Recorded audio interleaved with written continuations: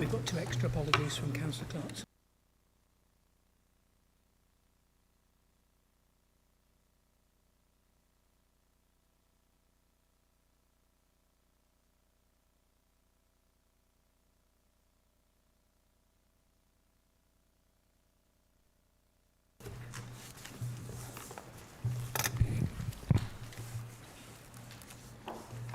Good evening, and can I welcome everyone to this extraordinary meeting of Hertsmere Borough Council, including those in the public gallery and watching online. My name is Councillor Alpha Bird Collins. I'm the mayor of Hertsmere, and I will be chairing this meeting. Before we continue, please, can I ask everyone to make sure that your mobile phone is turned off or switched to silent? Thank you. With regards to house clearances, we have the on hearing the fire alarm, please leave the building immediately using the nearest exit available. There are exits at the rear and on the side of this chamber. Do you understand? And also we have the lift. I will point out the location of fire exits at the rear and sides of the chamber. Do not, under any circumstance, use the lift. The assembly point is in the civic office car park, in the area next to this roundabout. You should not re-enter the building until it is known to be safe to do so.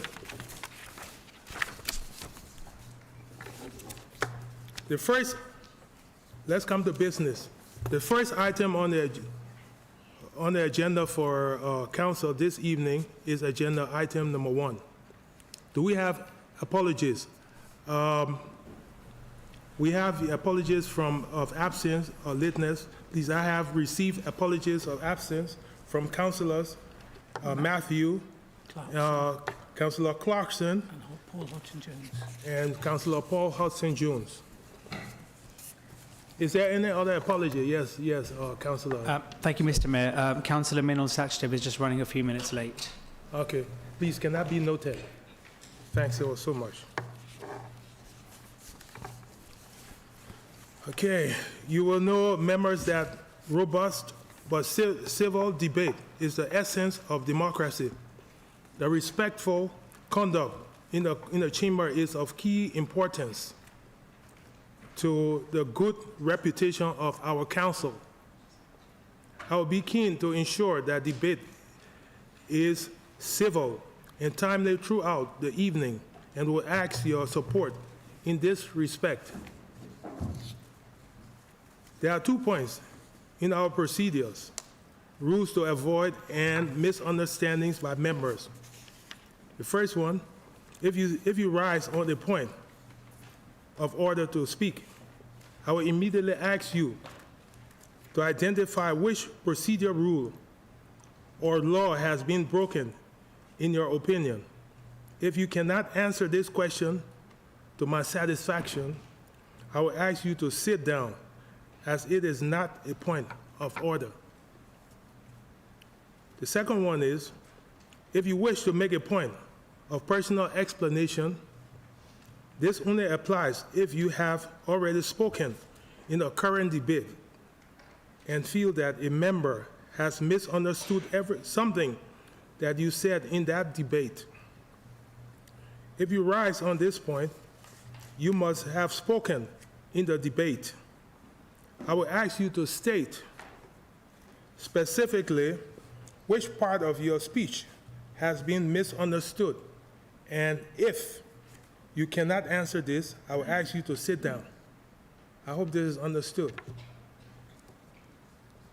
As before, we'll be using the electronic voting system. Councillors, can you also please remember to switch off your microphone when you have finished speaking? This allows the webcast camera to automatically move on to the next speaker. Then we come to agenda item number 2, declaration of interest. Do any other members have any interest to declare? Okay, there's none. Okay.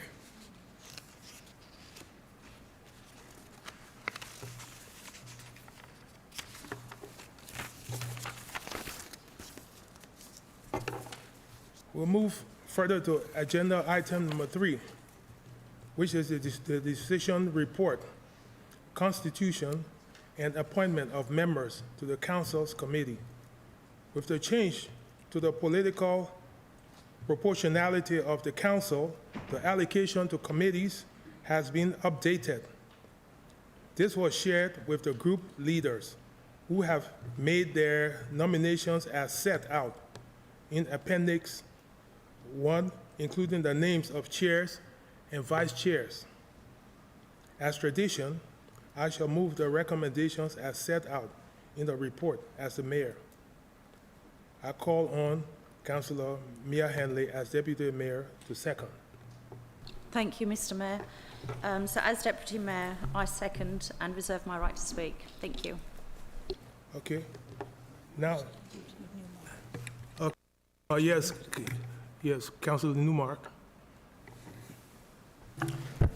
Thank you, Mr. Mayor. I'd like to propose an amendment to the substantive proposal that you have kindly proposed and seconded as Mayor and Deputy Mayor to enable them to appear on the agenda. And with your permission, Mr. Mayor, I'd like to briefly outline the details of that amendment in a proposing speech.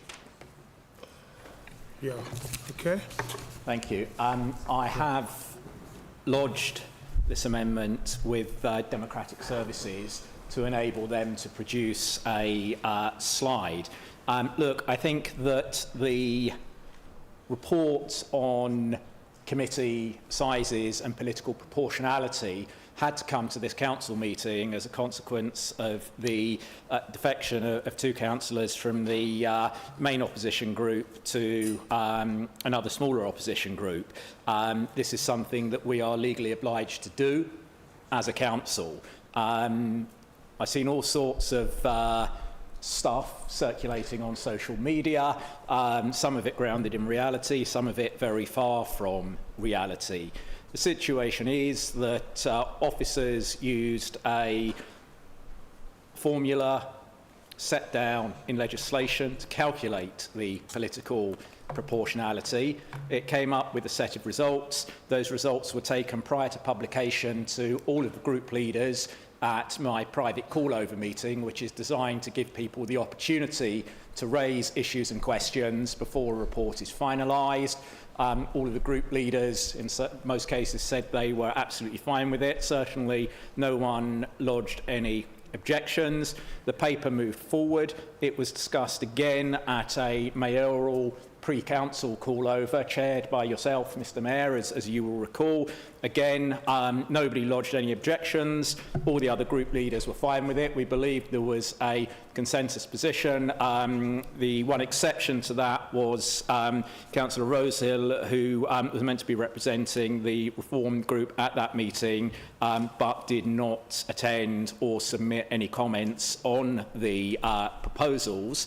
After sort of a social media barrage was launched a couple of days ago, we received a significant number of sort of queries and questions from members of the public and members of the council. As ever, we sought to listen to what we heard and address the concerns, and I'm particularly grateful to Councillor Sullivan in particular for the work that she did and the incredible mathematical ability that she displayed in effectively coming forward with a series of suggestions that the 3 main parties were able to work on to develop the solution that you see in front of you on the screen. that we believe is the best possible compromise position. It addresses the concerns that were set out about representation on planning. In fact, it retains the size of planning at 13 members, which is the largest possible representation we can have. It gives representation to all of the parties. It broadens representation on the shareholders committee, personnel appeals panel, and it gives us a variance of 1.333 from the formal legal proportionality ratio, which our chief legal officer tells us is close enough to the mark to be legally acceptable. So, this evening's meeting really was called to discuss a set of local government reform proposals that will have huge impact on this area for the next 50 years. Let's not allow mathematics to become a distraction from that. Let's celebrate the fact that councillors from the main parties have come together, have worked in the way that I believe the public want to see us working, to come up, Councillor Sullivan's initiative, with a viable compromise, and let's approve this and get on with the main business of this evening that will really shape the future of this area. Thank you very much. Yes, Councillor Sullivan, please. Can you Thank you, Mr. Mayor. respond? I rise to second this amendment. The proposals tonight have caused real alarm across this chamber and across the borough. And there is one reason above all. The proposal to cut the planning committee from 13 members to just 9. At a time when public trust in the planning process is already fragile, when every decision is met with scrutiny, and when residents are demanding more transparency, not less, this proposal is completely wrong. People already worry about how planning works in Hertsmere. Reducing representation, reducing party balance, and reducing local insight would make those concerns worse. It sends a message that voices are being shut out just when residents want it heard most. And let me be absolutely clear. It was the Conservative group, the principal opposition, who refused to accept that. We didn't shrug our shoulders. We did not simply complain. We got to work. When the administration brought forward a proposal that did not satisfy community groups, minority parties, or residents, we stepped up. We crunched the numbers. We asked the hard questions no one else wanted to ask. And we built the only workable solution before this chamber tonight. Our amendment keeps the planning committee at 13 members, because that is what fairness demands, what scrutiny requires, and what residents expect. Planning shapes every part of our borough, our streets, our green spaces, our communities. A broad representative committee is essential if we are to maintain public confidence. And this is not just our view. Councillor Newmark has confirmed that our proposal is credible, practical, and deliverable. And that matters. It shows that the Conservative solution is the only principle it works. We also identified another serious flaw with our representation on HBC, and our amendment fixes that too. Colleagues, this is what leadership looks like. We didn't walk away, we didn't give up, and we didn't stop until we had a solution that protects residents, protects scrutiny, and protects this council's integrity. This amendment is the right choice for our residents and the right choice for this borough, and I urge you all to support it. Thank you.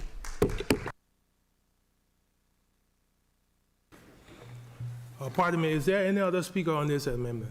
Yeah, Councillor. Thank you, Mayor. Thank you, Chair, colleagues. First of all, I want to begin by thanking all these people behind, because the residents that filled the gallery tonight, their presence is not just appreciated, it's clearly made a difference. And when people turn up, when they write to councillors, when they show that they care about how the borough is run, it strengthens local democracy. What we've seen in the last few days is genuine example, thank you all, of residents shaping a decision through calm, determined pressure. I also want to thank the administration. They have listened, they've taken on board the strength of feeling from the public and from across the chamber, and they brought forward an amendment that reflects that. So whatever our political differences and disagreements, it's important to acknowledge that when a leadership team hears the community and responds, that's how local government should work. Some colleagues will know that I was unable to attend on Thursday due to a work commitment.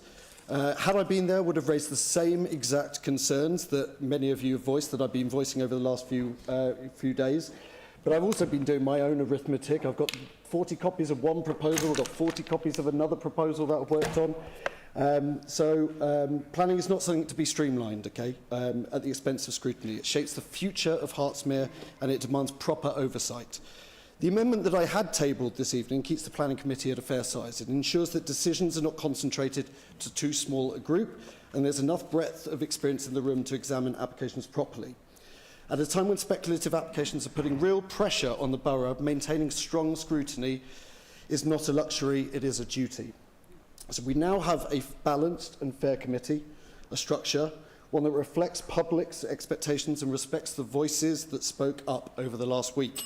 So I want to thank colleagues, thank the administration, but above all, thank these guys behind me. Tonight shows that when people engage and when councillors listen, this chamber can get things right. Yeah, thanks. Is there any other one who? Oh yes, Councillor Shenton, please. Thank you, Mr. Mayor. As the leader of the third party in this council, I would like to say that I fully support this change that Councillor Newmark and Councillor Sullivan have put together. It's very important that we follow the rules of proportionality, that parties as elected deserve a certain number of places, and we shouldn't be gerrymandering committees to suit personal aims. I fully support this and I urge people to vote for it. Thank you. Do we have, yes, Councillor Alexander, please. Thank you, Mr. Mayor. And as it's become traditional to declare in this chamber when these matters come up, this is, of course, a technical procedural item on the agenda. And I very much hope I can stay true to that spirit and not disappoint anyone with some unnecessary excitement. But I commend everybody that common sense has prevailed. We've gone with 13. We should have always done that. And thank you for listening to the residents who are here this evening. I think it's great that you voice your concerns. And it just goes to show, you know, whether you're on the committee or not, I think just raising your voice and us as a small group raising our voices, I think it does get the results, and we should always continue to do that. You know, we were told the problem was with the maths because if you divide 13 into 3, you get the Conservatives with 4 2/3, Lib Dems 2 2/3, Reform UK with 2 2/3, and as the paper says, you know, these 3 parties have an equal claim on the last 2 seats. After all, the whole seats have been allocated. So there would therefore have been an arbitrary choice of which one of these 3 gets their allocation rounded down and which 2 get rounded up. Put another way, does the officer upset Councillor Sullivan, whom he respects, annoy Councillor Clapper, whom he fears, or take on Councillor Shenton in a spreadsheet battle? Well, common sense has prevailed, and we always said it wasn't about the maths. There was an agreement there waiting to be made. The agreement was made. Thank you very much. We've come to the right decision. Thanks ever so much. Is there any other contribution to be made to this? I think. Okay.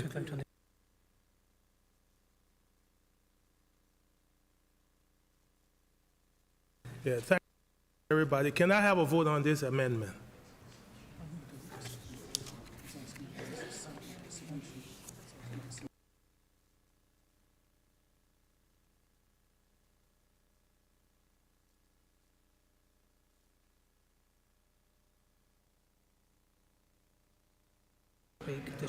Yeah, Councillor.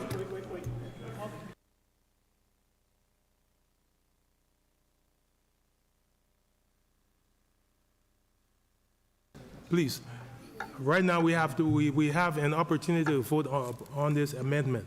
So please cast your vote.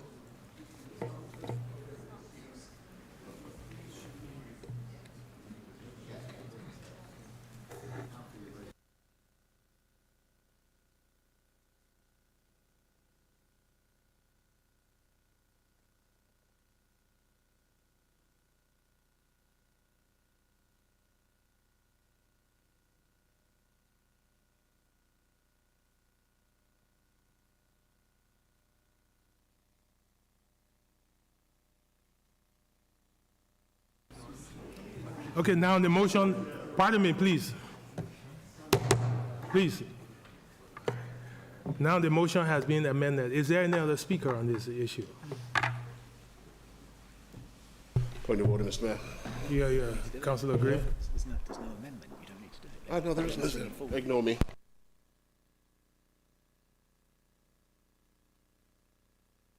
Councillor Handley, would you like, you have the reserve right to speak.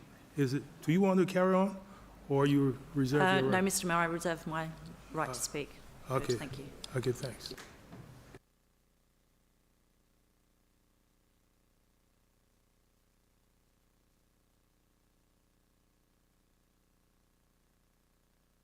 We're going to move to vote on the substantive.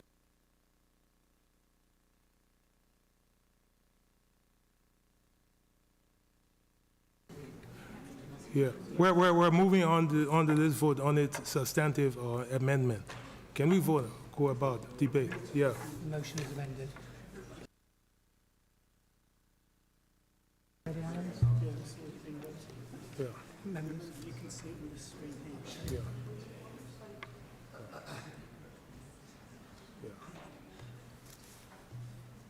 It's carried. Okay. It's been carried. That's agreed. That's item done. Yeah.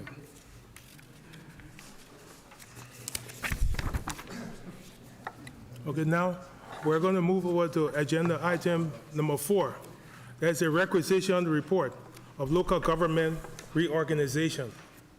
Members, I have spoken with the group leaders. This is an important debate, and as such, we will be holding a debate using similar rules as the budget. This will be 10 minutes for the proposer and seconder on the report. The leader of the opposition shall also be given 10 minutes, and the other group spokespersons 5 minutes. I shall allow them to use their time in the debate when they indicate to be called. This will mean that the administration has 20 minutes and the opposition 20 minutes for their lead speakers. All other members who wish to speak will be given 3 minutes each. I'm conscious that Cabinet has been scheduled for 9 p.m.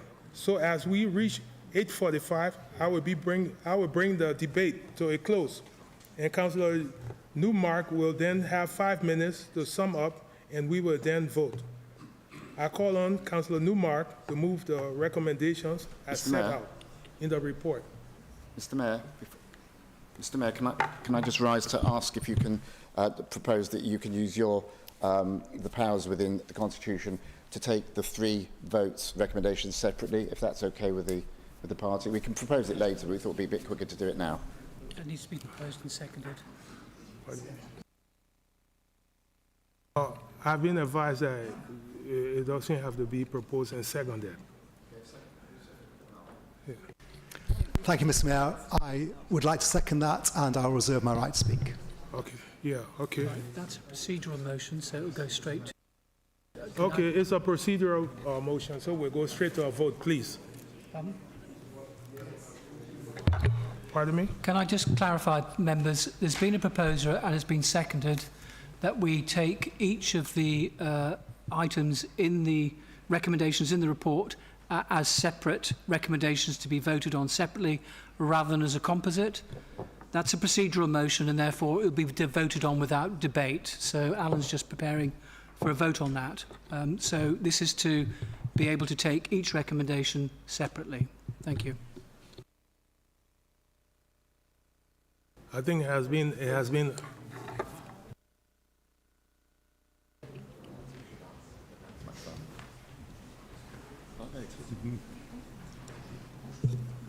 Oh.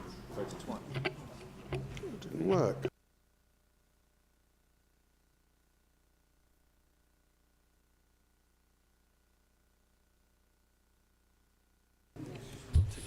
Could somebody turn the heating up?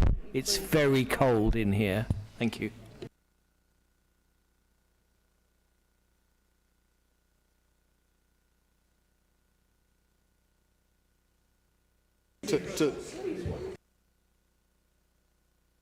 Councillor Bobblehat. Can I have silence in the chamber, please? If anybody wants to talk through the chair, please.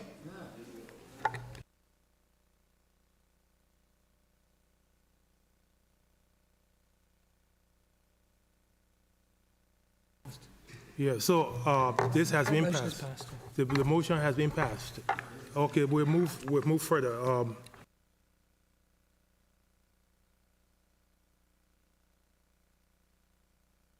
Oh, pardon me. I call on Councillor Newmark, please. Thank you, Mr. Mayor. I've got two jobs to do in my remarks this evening. It's quite difficult to do when you're standing at the epicentre of 3 ventilation units blowing out sub-zero temperatures. So I trust that will be resolved. Can we have the slides I sent up on the screen, please?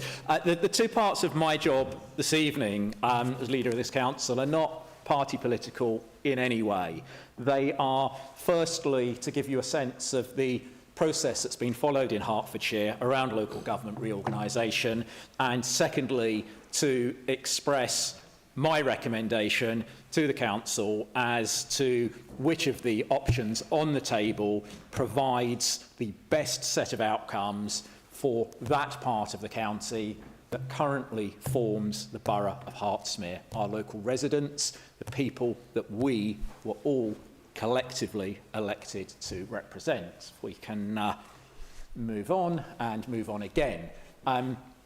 As members will be aware, the position in Hertfordshire is that last spring, all of the councils across the county, plus the Police and Crime Commissioner, came together to make an interim proposal to the government. Since then, we have continued to work on this collaboratively across all of the districts, County Council and Police Commissioner. That may sound unremarkable. I've got to tell you, out of the areas affected by local government reorganisation, 21 of us around the country, Hertfordshire is pretty much the only area that has managed to keep that big tent together. And I think that says something about the way in which we all operate. As a result, options for 2, 3 and 4 unitary councils were worked up based on an evidence base, shared evidence base covering population, geography, service design, the financial sustainability projections and public engagement. More about that in a moment. The change in leadership at the County Council in May led to the proposal for a single unitary option, a mega council covering 1.2 million people being left off the set of models that were worked up.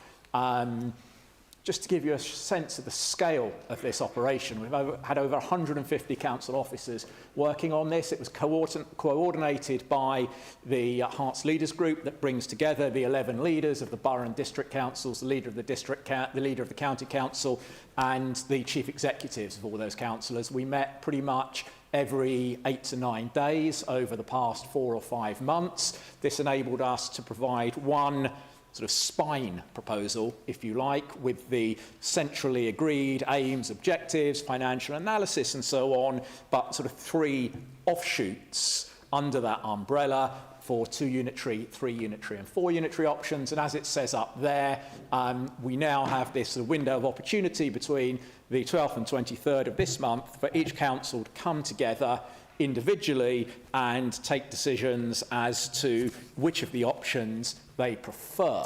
If we can move on. These are essentially the 3 options under consideration. 2 unitaries split down the middle, east and west, leaving Hertfordshire in the western unitary. You can see the fairly hefty population sizes, and you can see how those would grow over the next 20 years. By the time you hit 2045, both of those could probably rightly be described as mega councils in their own right. 3 unitary option with Hertfordshire sitting on the far left of the table, in the west, together with Hertfordshire sitting in the central unitary.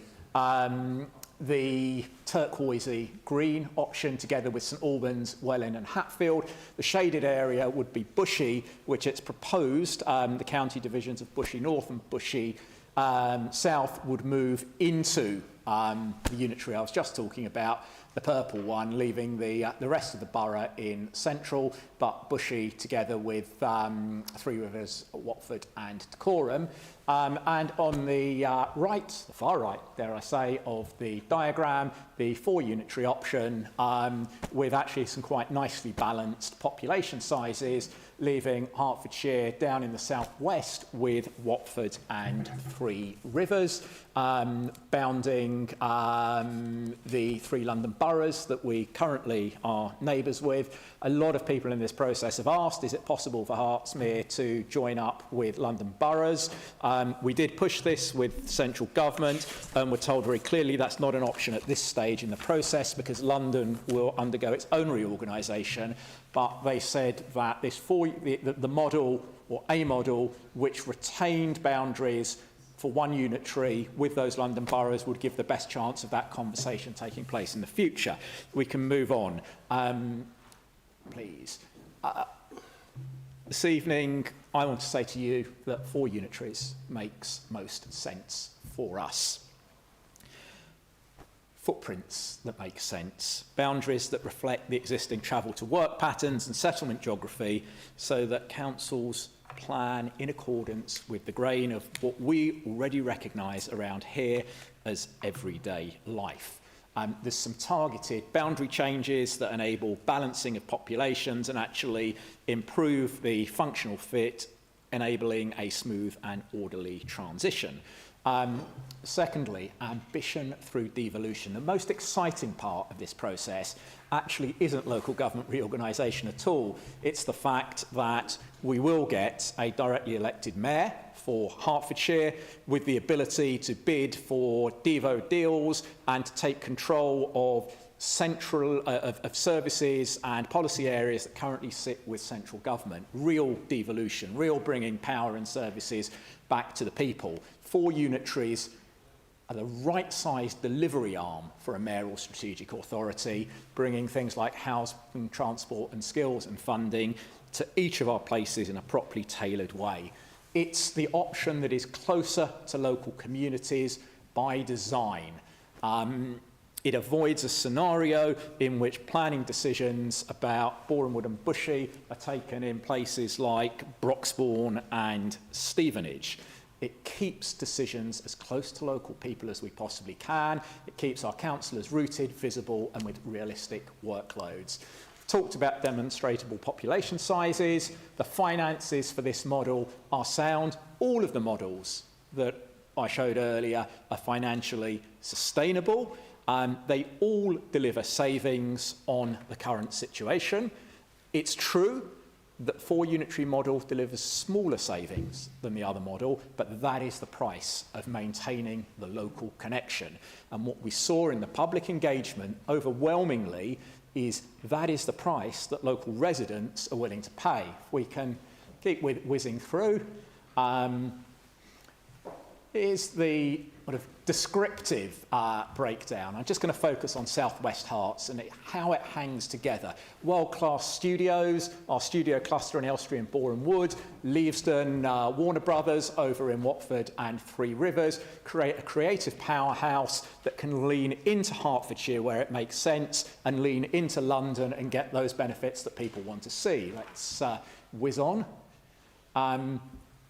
I talked about the reason and rationale behind the boundary changes. They're set out there in more detail, but they just tweak this to give a better aligned geographic fit, reflecting the realities, and they'll smooth the transition period. Next slide. We've got nicely balanced population sizes across the 4 unitaries, and what I really want to convey today is that the message we've heard from County Council and others that bigger is better isn't right in terms of localism, but it also doesn't stack up financially. The work that's been done by District Councils Network and others demonstrates that there's a sweet spot, that unitary councils of around 300 to 450,000 are the ones that actually deliver savings within a reasonable space of time.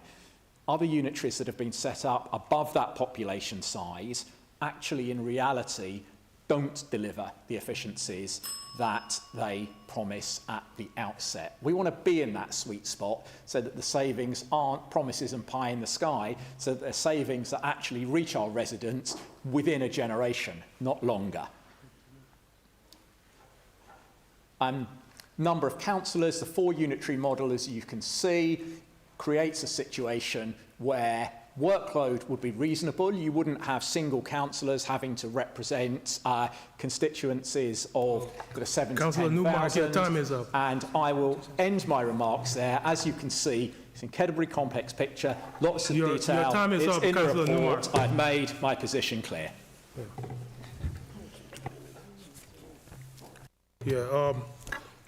Councillor Sullivan, perhaps you would like to make some contribution to this, please.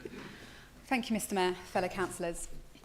As Leader of the Opposition and on behalf of our Conservative group here at Hertsmere Borough Council, I speak today not just as a councillor, but as someone deeply committed to the residents we serve, people whose lives will be profoundly affected by whatever decisions we make on local government reorganisation.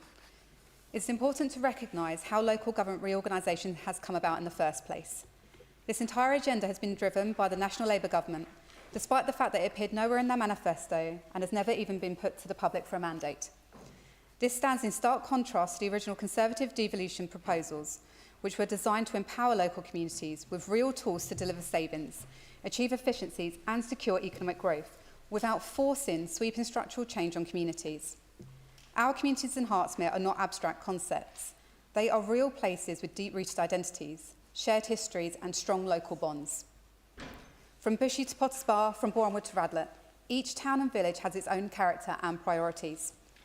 Any restructuring must respect these distinct communities, not merge them into a one-size-fits-all model that risks diluting their voices.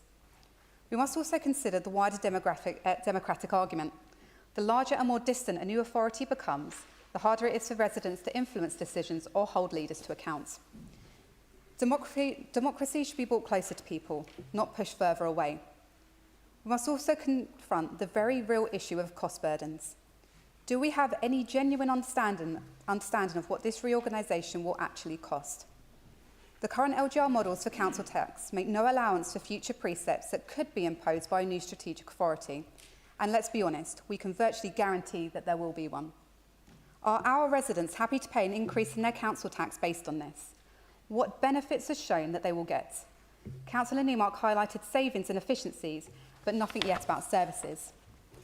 We have no clarity on the government's fair funding review, nor do we know what the upcoming national budget will contain, yet councillors are expected to make long-term decisions before this information is available.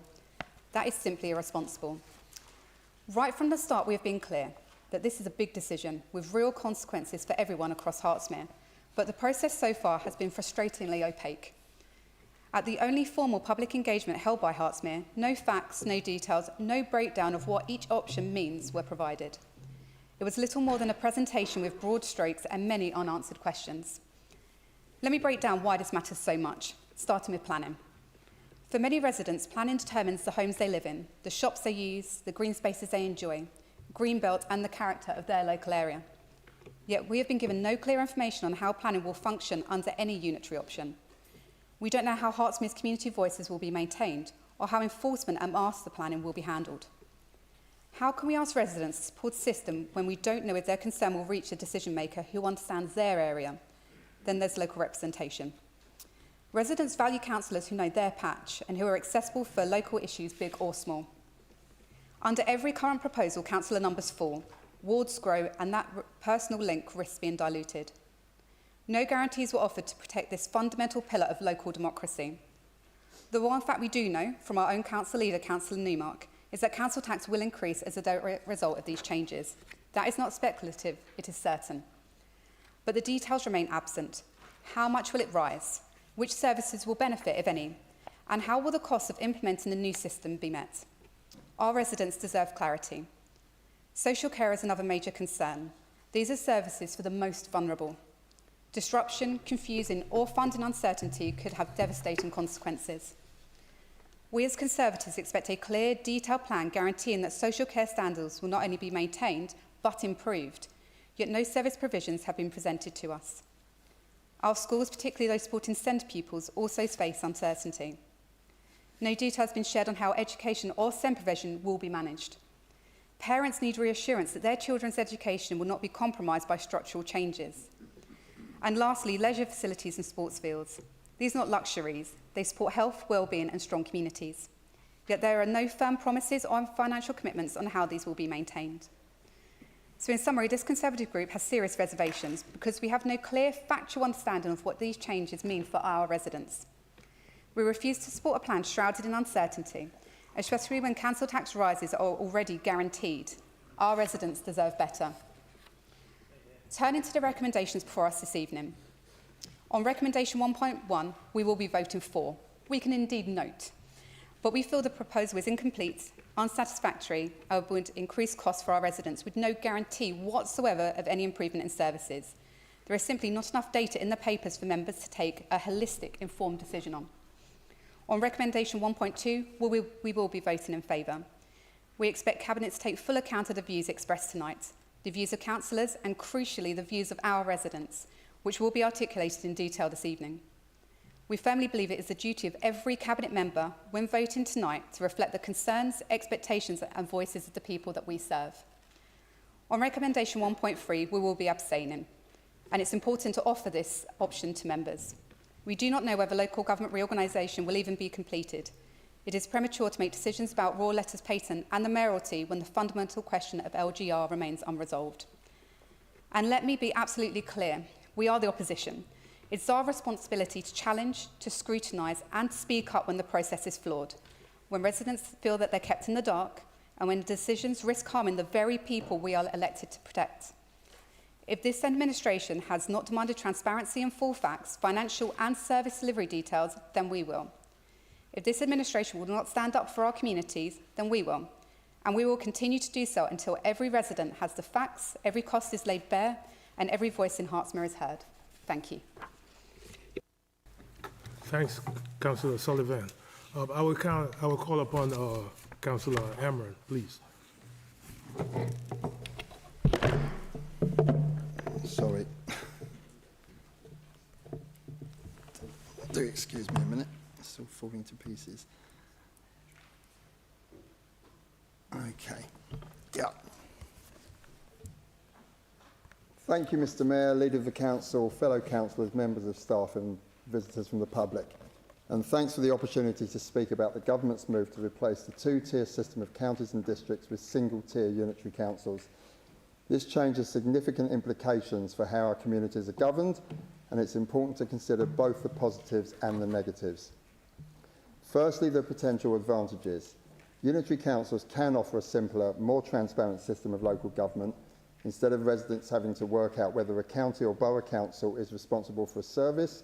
One authority will take care of everything from roads to waste collection to housing, education and health and social care. That clarity alone can improve accountability and public trust. Supporters also argue that combining councils can lead to cost savings by reducing duplication in management, back office systems and procurement. Those savings in theory could then be reinvested into crucial frontline services. A single authority for an area could also enable more strategic decision making.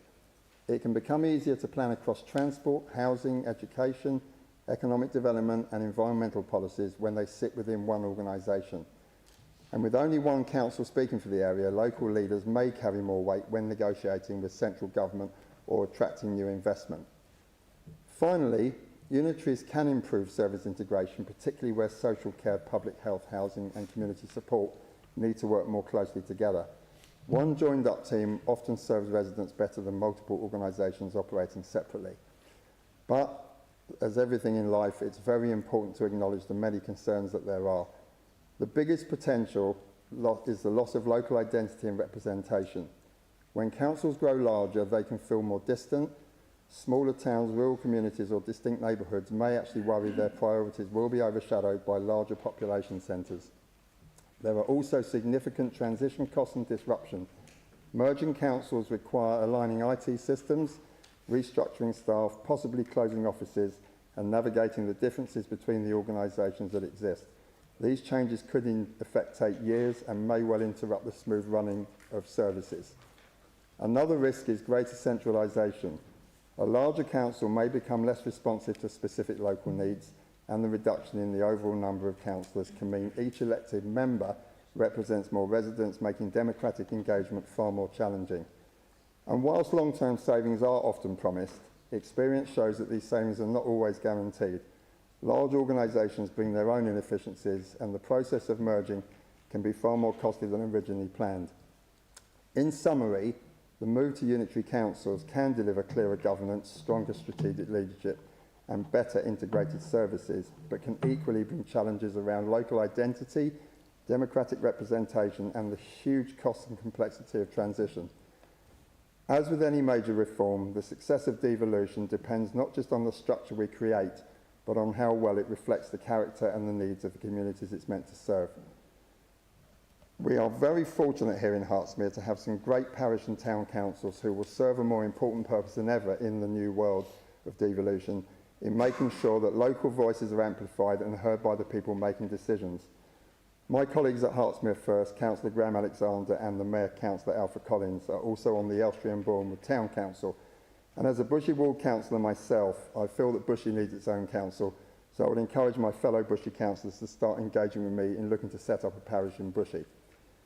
Finally, the position of my group, Hertsmere First, is that we've personally ruled out single and 4 unitary models. In short, we feel the best option would be the 2 unitary model. It looks like the best balance, seems to provide the best economies of scale while offering real opportunities for service transformation. We could redesign how services are delivered, achieve efficiencies, reduce staff numbers and rationalise IT and property assets. All of this could significantly increase savings and keep things local enough for Hertsmere to still have a strong voice and maintain local democratic representation. Thank you. Thanks so much, Cameron. Yeah, Councillor Clapper, please, can you add your voice? Thank you very much, Mr Mayor. I want to begin by sincerely thanking the officers at Hertsmere Borough Council who've dedicated so much time to this process. I know how many late nights have gone into analysing data, modelling options and producing these detailed reports. Their hard work is genuinely appreciated. But we also need to recognise that every hour that's been spent modelling new council structures is an hour taken away from delivering vital frontline services that actually make a difference to our residents. And that really is the heart of this debate. Do our residents care who delivers their services, or do they simply want those services delivered well? When I speak to people in Boreham Wood, Potters Bar, Radlett or Bushy, they are not asking for new unitaries or governance arrangements. They're asking for their bins to be collected on time. They're asking for their potholes to be fixed. They're asking for their planning decisions to be fair and timely, for our streets to be safe, and for our vulnerable residents to be supported. They care about outcomes and not organisational charts. We are told that Hertfordshire could be divided into 2, 3 or even 4 unitary authorities. Under some models will be merged with Watford and Three Rivers, under others grouped with St Albans and Dacorum. But local identity cannot be drawn with a ruler. Hertsmere is Hertsmere. Our creative industries, our communities, our priorities, they matter. Residents in Radlett have little in common with those in Rickmansworth when it comes to local needs, and that is not a criticism. It's precisely why smaller, more responsive councils exist. Then there's the cost. Although these papers do not give a fixed figure, recent reorganisations give us a clear warning. Dorset, Cumbria, Buckinghamshire all cost between £80 to £200 million to implement. And these figures aren't historic footnotes, they are still being paid today. Only yesterday, the leader of Westmoreland and Furness told me that 2.5 years on, they still do not know the final bill. And beyond those headline totals are the real granular costs that hit councils hardest. Birmingham's rebrand alone cost over £2 million. Dorset paid over £1 million for one single redundancy. Worcestershire's ICT migration cost over £2 million. Hampshire spent £14 million on exit and redundancy payments. These are not abstract numbers. They are real pressures that strip money away from services that our residents rely on. The truth is simple. These costs are eye-watering, and they always exceed these early estimates. Any theoretical savings could take up to a decade to materialise, if they ever do, and during that time period, frontline service suffers. And we cannot ignore the wider picture. Local government finances are in crisis. Councils across the country are warning of Section 114 notices, libraries are closing, children's services are stretched to breaking point. Adult social care is under immense strain. Is this really the time to pour time, energy and millions of pounds into a wholesale reorganisation? I may be one of the few people in this chamber who has served on a unitary authority, Councillor Chalice has as well, I know, and I know that they can work well. But even then, timing matters. When residents are struggling with rising costs, when every pound must be spent wisely, embarking on a process that began as devolution and has somehow morphed into full-blown restructuring feels entirely the wrong priority. We are told residents will be consulted, but will the government truly listen? We've seen consultation after consultation come and go, only for outcomes to be ignored when political winds change. Governments have floated local government reform for years without following through. We risk spending time, public money and officer energy on a rushed exercise that may not lead anywhere. And in this process, we all know our recommendation carries no weight. We are not the decision makers. So we must ask, who is this really for? Is it genuinely for residents, or is it for Whitehall? For those who find it easier to deal with a handful of large authorities rather than 10 smaller independent ones? We must not sleepwalk into a centralising power grab dressed up as modernisation. Real reform should cut waste, streamline bureaucracy and bring decisions closer to local people, not take them further away. Reform believes in efficient, accountable local government that delivers for residents, not bureaucracy for its own sake. If change is ever to come, it must be driven by genuine local demand and clear, evidenced public benefit, not political convenience or central control. For now, our duty is clear. Protect services, protect taxpayers, because under this taxes will go up, and protect the independence and identity of our local communities. So I thank the officers once again for their diligence and professionalism, but we cannot support a process that puts political theory ahead of practical service delivery. Local government reorganisation may have its day, but that day is not today. Thank you. Yeah, thanks. I'll give every other contributor 3 minutes. Yeah, please, Councillor Cohen. Thank you, Mr. Mayor. Tonight we're being asked to consider a proposal that will reshape local governments across Hertfordshire. A proposal being driven by the National Labour Government, a proposal, as Councillor Sullivan said, not in their manifesto, and therefore a proposal for which they have absolutely no mandate from Hertsmere's residents.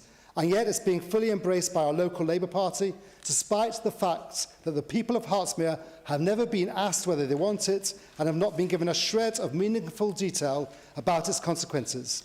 I want to talk about what this means for planning, because planning is at the heart of how our communities grow, how our communities feel, and how they function. And this is what my emails from residents ask me about. Planning is where residents expect their voices to matter. It decides where homes go, where our villages retain their character, and how our high streets look, and how much of our precious greenbelt survives. And let's be honest, many residents already feel their influence is being eroded. National Labour policy is pushing for more development, and too often councillors find ourselves constrained by rules written in Whitehall rather than by the needs of Bushy, Boreham Woods, Potters Bar, Shenley or Radlett. That is why this reorganisation matters, because it threatens to push planning decisions even further away from the communities they affect.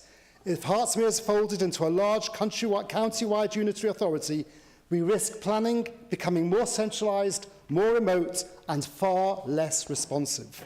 The fear is simple and understandable. Decisions about our towns and villages could end up and will end up being made by people who do not live here, do not know our communities and do not understand the impact on our residents. And the issue goes even deeper when it comes to local plans. Under the law, a new unitary authority must produce a brand new local plan within 5 years. That means that even if Hertsmere finally gets its local plan over the line, it will be torn up and replaced. Our years of work, our evidence, our consultation, our attempts to balance growth with protection, and the massive financial spend all swept aside. And in a huge regional local plan, Hertsmere's distinct needs will be competing with those of much larger towns. We all know what happens then. The smaller areas lose out. What makes this worse is that we're being asked tonight to take a position with no clarity on the most fundamental questions. We don't know how planning powers will be structured. We don't even know whether local committees will exist. We don't know how our communities will be represented, and we don't know how residents' voices will be protected. This is about whether planning remains in the hands of people who know Hertsmere, or whether it gets swallowed up in a vast bureaucracy where we're just another name on a map. So I say this clearly: we must not give unconditional support to reorganisation. The only responsible position is to withhold support until we have firm, credible guarantees that planning will remain local, accountable and genuinely reflective of Hertsmere. Your time is up, please. Okay, what I'll do, I'll go over to Councillor Bright and then next Councillor George. Oh, okay, pardon me, please, because Councillor Shenton, he did reserve his right. Okay, Councillor Shenton, have your 5 minutes, and then we'll go to Councillor Bright, and then over to Councillor Giorgio. Yeah. Oh, you reserve your right. Pardon me? Okay, okay, you get 10 minutes. I'll do 7.5. Yes. Okay. I was surprised, shall I say, to hear the tone of the opposition contribution, that we can somehow bury our heads in the sand and it'll all go away. We can demand that somebody does something for us or we're not going to play. I'm very sorry to point out to you that that's not how these things work. I am not a supporter of unitarisation for all counties. I think the likes of Hertfordshire, Surrey, Kent probably could perfectly happily carry on with a model of a county council and districts within it. But the government, who are in charge of this thing, and have been doing this for nearly 30 years now, have decided that everywhere is going to be unitarised.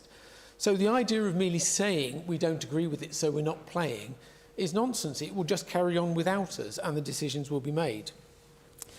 So I will get back to actually what the central question is, which is which of these unitary options is most to the advantage of our residents.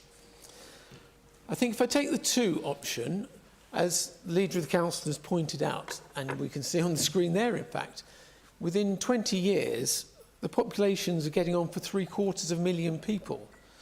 There are no other non-metropolitan unitary authorities as big as that.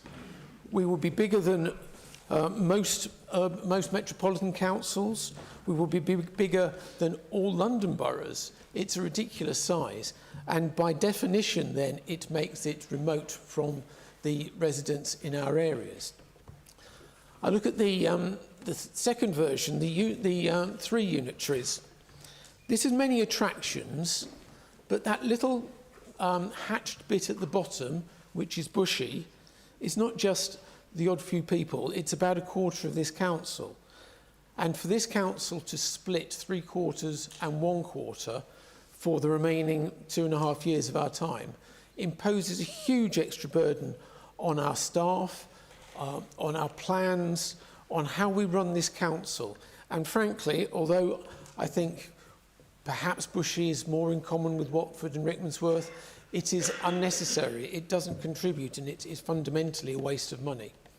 We also see from the 3 option that the population of the East goes up to over 600,000 within 20 years. And I come back to the idea of the problem with the 2 unitaries. That's just too big.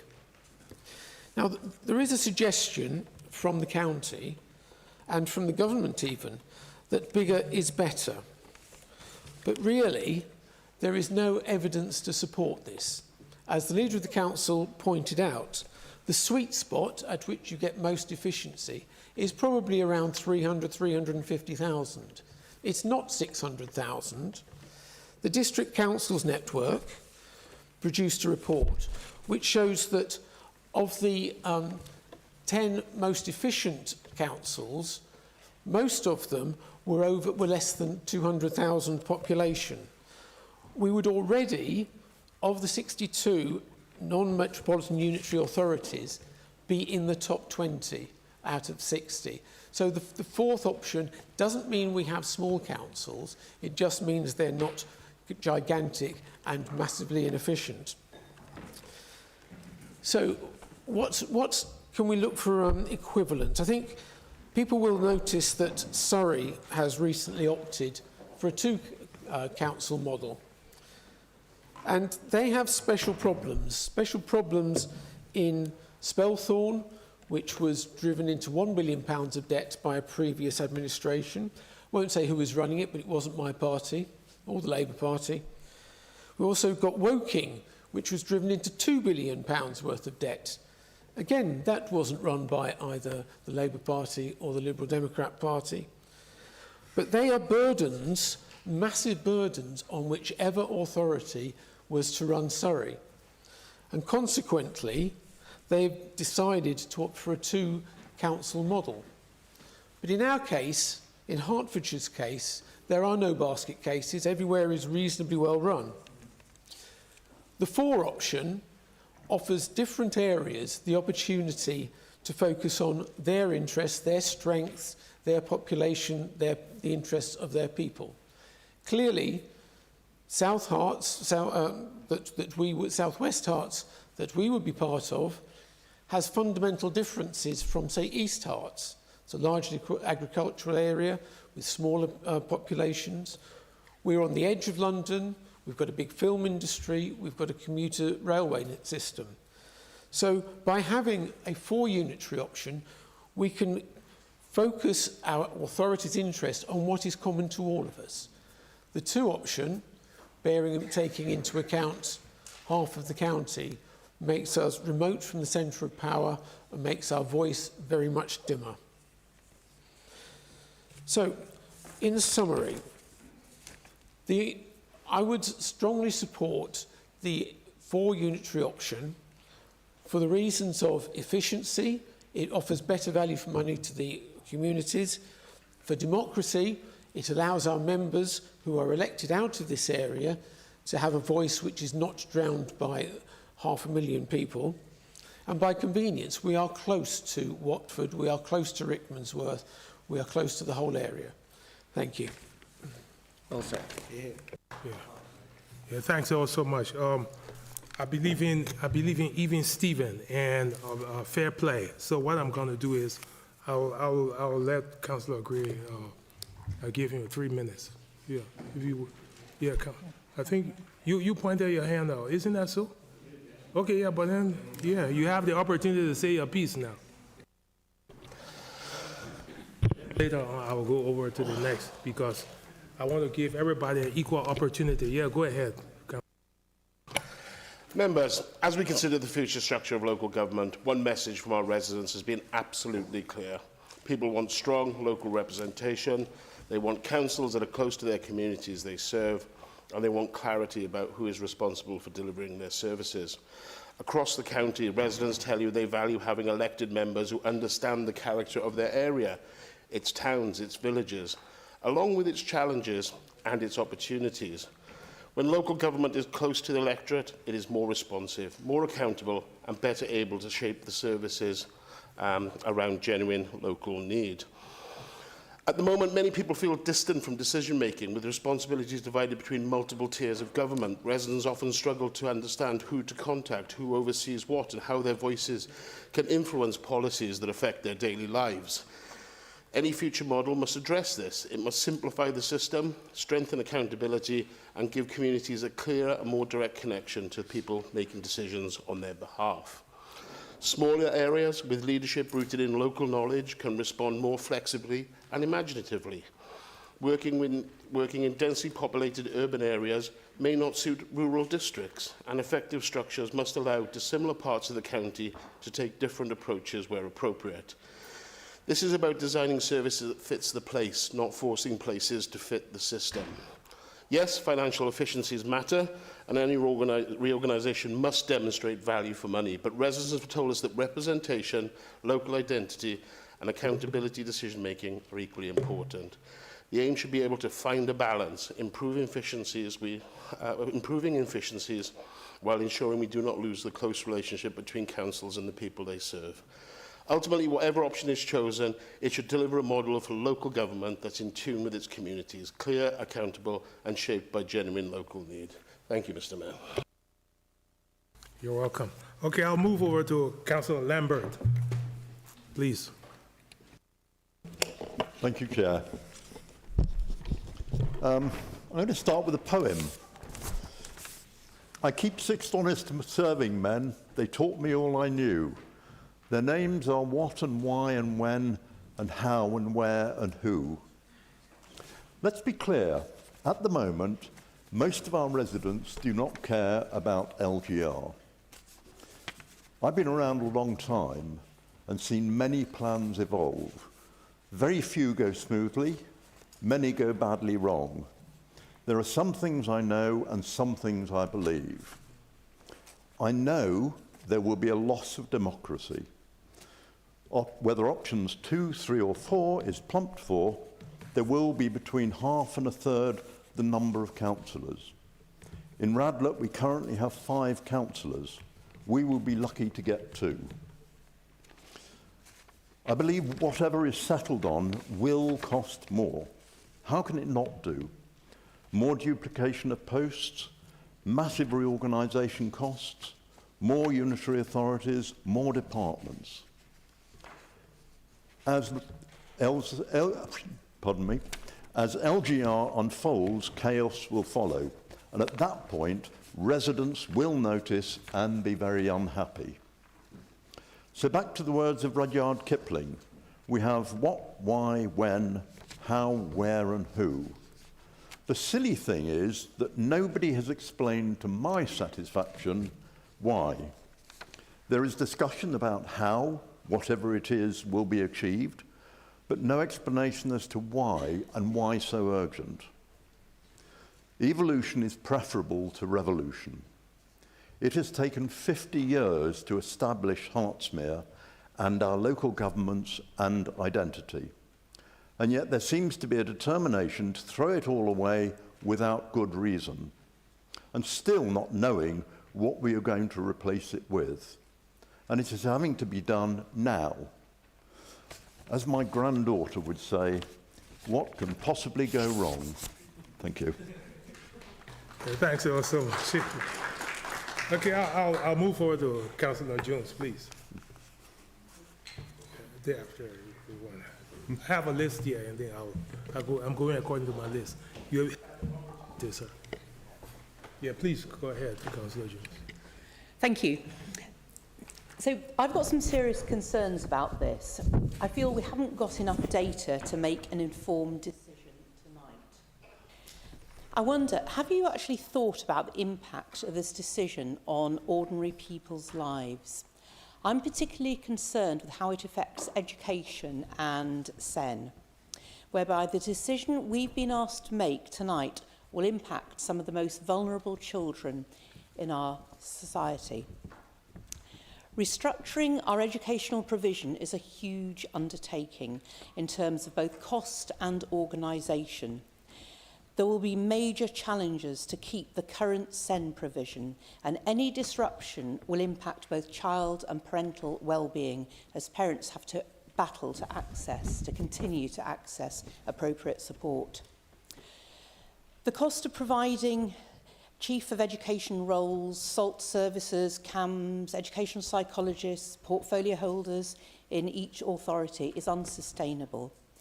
And therefore, this will result inevitably in cutbacks to SEN, and it will be the children that suffer. And this, I feel, will be most likely if the 4 unitary option is adopted. Thank you. You're welcome. Okay, I'll go over to Councillor Myers, please. Thank you, Mr. Mayor. Colleagues, one of the first things I'd like to recognise is that the single unitary option has quite rightly no longer appears up here. I'd like to thank the Liberal Democrat administration at Hertfordshire County Council for removing it as soon as they took control in May. A single council for a county of this size would have been absolutely disastrous.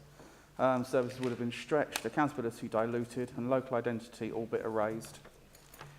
We are now left with 3 possibilities, 2, 3 and 4 unitaries.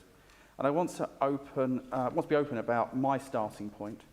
For Potters Bar, my hometown, the option that makes the most natural sense for me is the 3 unitary model. The ties with Hatfield and Welwyn Garden City are obvious. The transport corridors run north, the A1 links our communities in daily life, our mainline rail connections all point the same way, Even our NHS footprint aligns more closely with central Hertfordshire than it does the west of the county. Many residents in Potters Bar feel instinctively more connected to that part of Hertfordshire than they do even with Boreham Wood. But we cannot take this decision in isolation. Across Hertfordshire, opinion is settling around the 2 or 4 unitaries. And once you accept that 3 may not carry that broad enough support, the question must shift. Which model avoids the democratic deficit that has already been identified with a single unitary authority? On that test, 2 unitaries would still be far too large. 2 councils would each be serving well over 500,000 residents in each, and to my mind, that is far too big. Democratic accountability would be distant, decision-making would be centralised, and the ability of communities to shape their own priorities would be weakened. If the choice is between 2 and 4, the case for 4 is stronger. Smaller councils mean closer oversight, more responsive services, and structures that reflect the character of the places they serve. It is not a perfect solution, but it is the option that keeps local government closest to the people that it affects. And for those reasons, although my personal preference would be 3, I will be supporting the 4 unitary model that is gaining momentum across the county.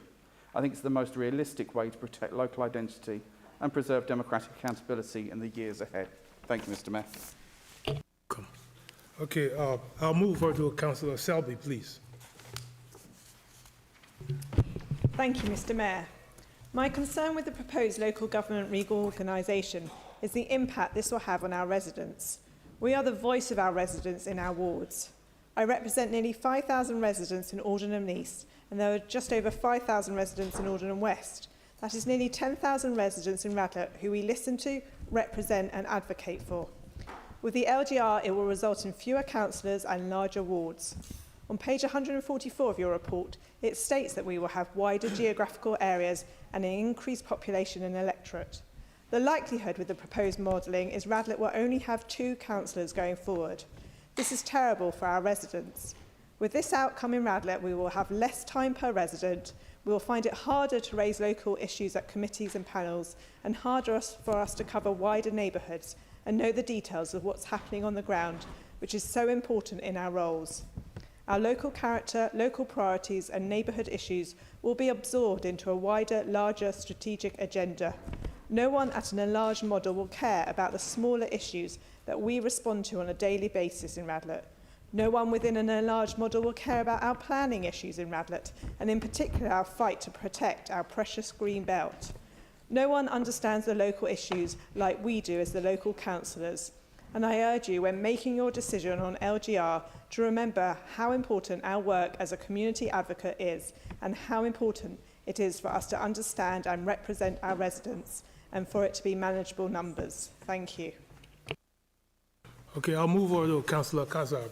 Councillor Kabaka Kaza, please. Thank you,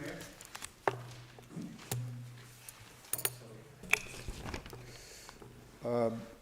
My talk for a couple of minutes, 3 minutes, thank you, is about the benefits of having all the services under one roof when it comes to the Unitary Council. This is a daily experience for all of us on the floor here. Whenever a resident poses a problem, we need to find out who will deal with it. Is it the borough or the county? When we think it's the borough, it turns out to be the county, and vice versa. I've had at least one amusing case, if not a couple of them, where it took some time for both to decide who should deal with the matter. Luckily, of course, they've rectified. With the advent of the Unitary Council, we'll not have to hear, it's not us, it's the county.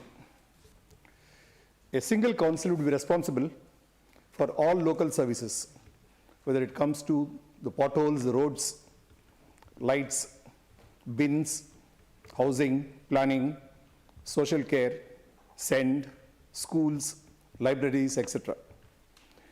It would mean that there'd be 1, no passing the blame, 2, no confusion over who to contact, 3, faster answers and a clearer accountability. It will also bring enormous relief to our residents who are practically fed up of the convoluted replies they receive for their requests. People only deal with one council, not two. This leads to one website, one phone number, and one set of rules and standards. Services will be better coordinated. We will not have to hear that the county council did it this way and that was not the best. Services will be aligned to residents' expectations. When everything is managed by one authority, services can be planned and delivered together. And mostly, like a typical banker, we'll save a lot of money, and that to taxpayers' money this time, which can be reinvested in frontline services, as we'll not have two sets of offices, councillors and senior managers. The unitary council would put an end to passing the buck, which has become the standard response to resident requests and complaints and the current system. In the current system of administration, any change takes not days but months and years. We trust that the LRG has found much needed practical solution. Thank you very much. Okay, I'll move over to Councillor Sajdev, please. Thank you, Mr. Mayor. Tonight we're being asked to endorse the largest reorganisation of local government in Hertfordshire for half a century. But the Council's own papers make it clear that the financial foundations of this proposal simply don't exist. Let's start with the most fundamental point. The entire financial model excludes the fair funding review, the key mechanism that will determine how much money every new council will receive for years to come. The papers are explicit. Officers cannot model the impact of the FFR and the results would be unreliable. So the biggest source of financial risk is not in the model at all. We're being asked to approve a reorganisation when we don't know whether the new councils will be financially viable after the fair funding review, resets baselines and redistributes funding nationally. That is not prudent, Mr. Mayor, it's reckless. We can already see the warning signs.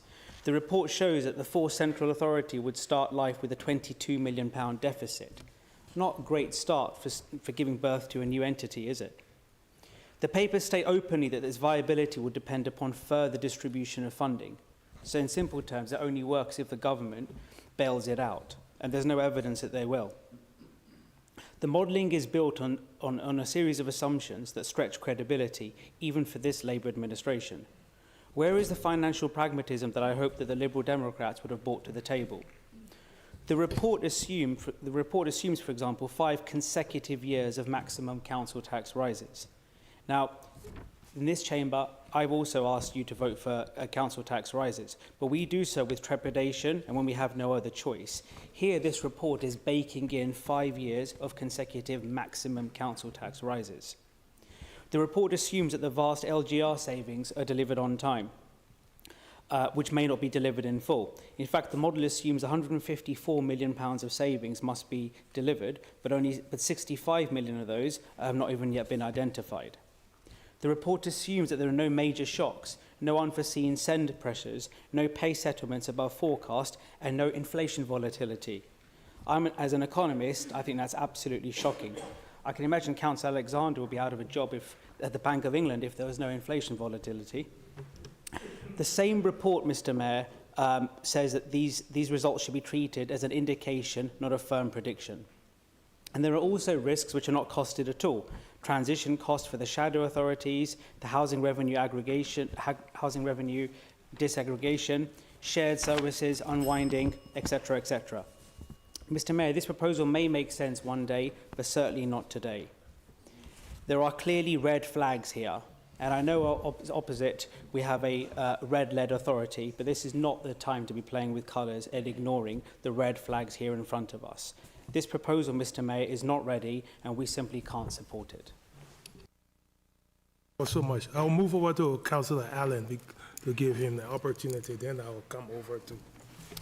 Yes, it's worth reminding these benches, when we hear complaints of a council being too big, that their colleagues at the county council wanted one council, and our colleagues got rid of that idea.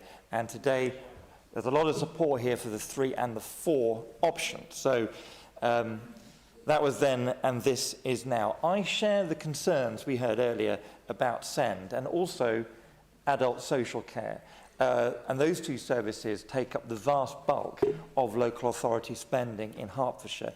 And trying to turn big things into little things and still make them work with nothing falling between the cracks is very, very difficult. And I think that is a very sensible concern to raise. However, Chris makes a very good point. We are where we are, and whether we like it or not, we have to make the best of it. We can't stop it raining, but we have to make the flood defences work. And our job is to make the right decision here about this proposition. And of course, there are many fine details still to be worked out. Of course, there are things in the reports which don't really add up yet. That's not what we're deciding tonight, because we don't decide, we make a recommendation. So our job is to make a plausible recommendation which has the best hope of being taken seriously in Whitehall. And to my mind, I think actually that all 3 options do have some merits. But overall, for coherence, for locality, and for common sense, on balance, number 4 is the one which gets my support. Yeah, thanks. I'll move over to Councillor Smith, please.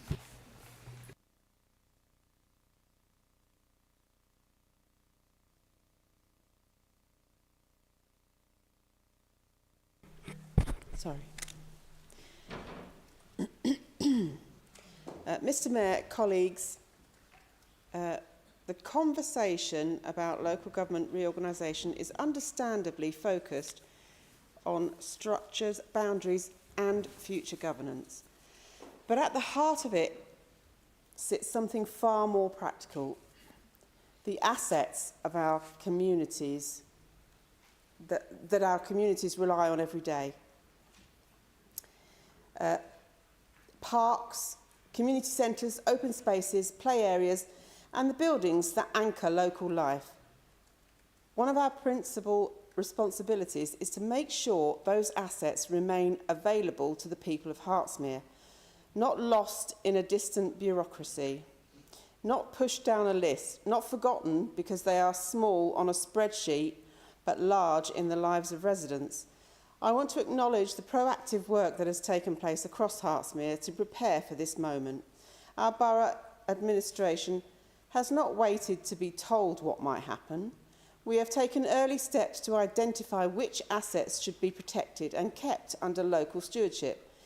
And just as importantly, our parish and town councils have been deeply involved in this work.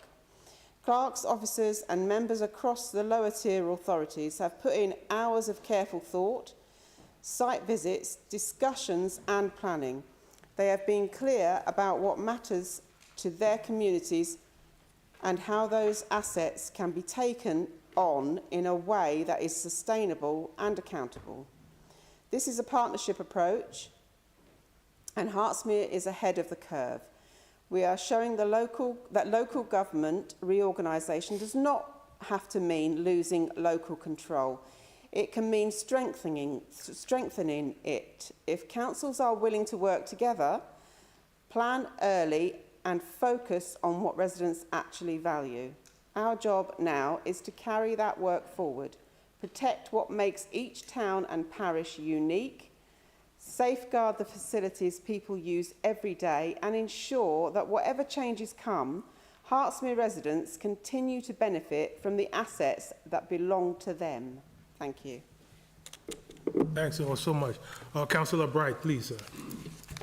Yes, indeed. Thank you very much indeed, Mr. Mayor. Look, Mr. Mayor, the big question is, after thousands of hours, huge costs running into millions of pounds across Hertfordshire, districts, boroughs, county council meeting regularly, as Councillor Newmark said, will the government actually listen to anyone, us, on local government reorganisation? Yes, they are required to consult, and we've all been asked to offer opinions. We've been told those responses will be carefully considered. We've also been told tonight that the Cabinet will also consider what we've had to say, but I'm asking why we are not being allowed in this chamber, why us as councillors are not actually being trusted to vote on a genuine choice between 2, 3 or 4 unitaries. All very well for Councillor Allen to say, well, he'll be voting for 4, but he won't be voting for 4. Only members of the Cabinet will be voting for 4 tonight, and I just think that's not appropriate. Now, most Hertfordshire authorities have had that opportunity. Admittedly, some cabinets then ignored the councillors' vote, but we don't even get that. Now, in fairness, Councillor Newmark was honest from the word go. He came out the traps as the leading cheerleader for 4 unitaries, and that was a long time ago now. So after months of work, the council, via its cabinet, will tonight back what the leader wanted from day one. Will the government listen, or will it care? And I've heard talk about Surrey tonight. Surrey, the same size of Hertfordshire, around 1.2 million residents. When reorganisation was explored there, boroughs and districts raised concerns. They were not happy. And ultimately, regardless of what Councillor Shenton said, it was not, in fact, Surrey that decided they wanted 2 unitaries. It was actually the Secretary of State that decided he wanted 2. The preferred option there was 3. So the big question you've got to ask yourself is, if the government made a decision via the Secretary of State to go for 2 unitaries in Surrey, why would the government agree to 4 unitaries for us, and we're just 50 miles up the road? Right? 2 lots of 600,000 or 4 lots of 350,000. I don't think that it will, to be perfectly honest with you. I spoke with Councillor Sharon Taylor some months ago, very, very honest. Baroness Taylor, known her for work very closely for years. I said, what happens if different councils in the boroughs and districts all decide they want something different and the county wants something else? And she looked at me and she said, Morris, she said, the government will decide. And the government will decide. And I don't think they are going to listen to us. So whilst consultation was guaranteed, influence is not guaranteed. I suggest we just get on with ticking the box that we are required to tick tonight, and we then wait 6 to 9 months to see how this is carved up. We know how this plays out, and it's clear, as Elton John almost sang, that Surrey seems to be the hardest word. Thank you. Okay, thanks so much. Councillor Rodney, please.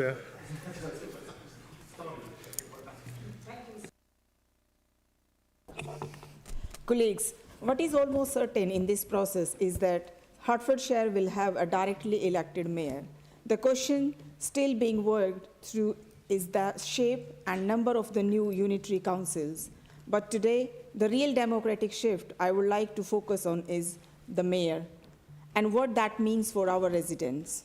A directly elected mayor gives Hertfordshire something we have never had before, a single visible leader with the mandate to speak for the whole county. Other regions are already benefiting from this. Mayors bring in investment that individual councils cannot attract alone. They negotiate directly with government and they create real accountability for the big strategic issues that no single council can solve in isolation, like transport, skills, economic growth, and long-term planning. Importantly, this is not about taking power away from local areas. Local identity will remain rooted in the new unitary councils, which will continue to be responsible for neighborhood services and community priorities. The mayor sits above that level to tackle the things that affect all of us countywide. It strengthens local democracy by making responsibilities clearer, not weaker. We have seen across the country that where there is a strong mayoral leadership, regions move faster, attract more funding, and gain a stronger voice nationally. Hertfordshire should not be the county that sits back and misses out on those advantages. As for the unitary structure, that consultation continues. My own preference is towards 4 smaller unitaries because that best protects local identity. But that debate must not overshadow the key point. The mayor is happening. The question is how we make the most of this moment so the whole county benefits. Thank you. Okay, thanks so much. Councillor Shire, you have an opportunity, please.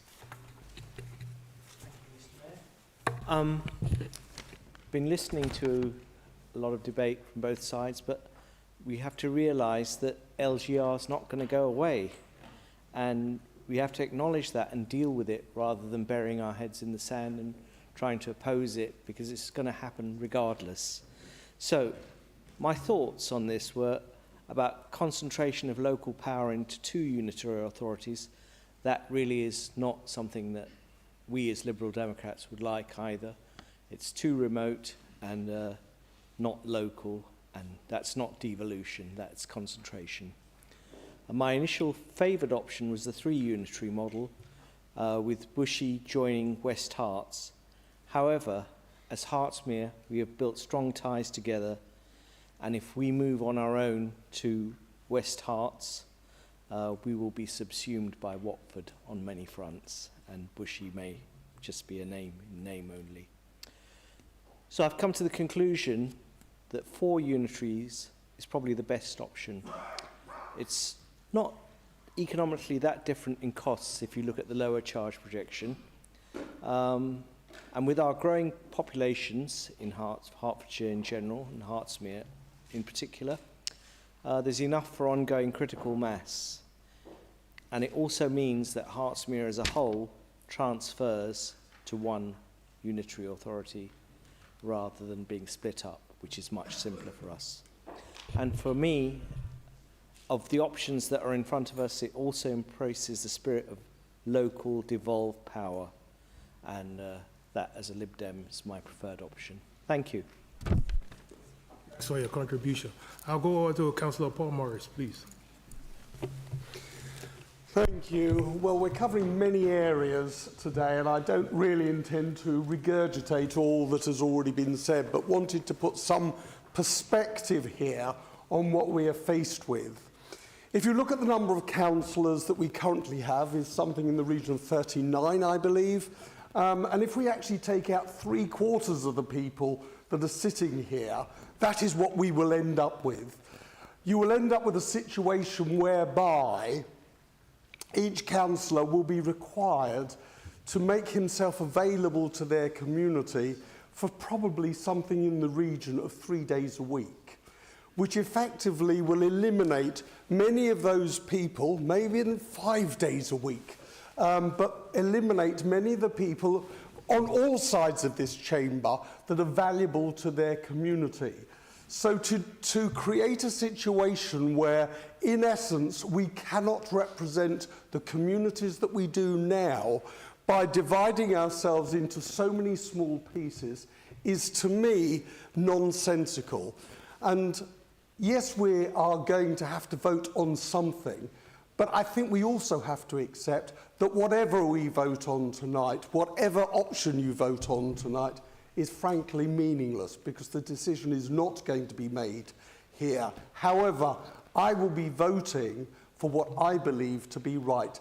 But it will be good for you all to realise that the majority of you won't exist in a councillor position following whatever decision we make tonight. Thank you. I'll move over to Councillor Green, please.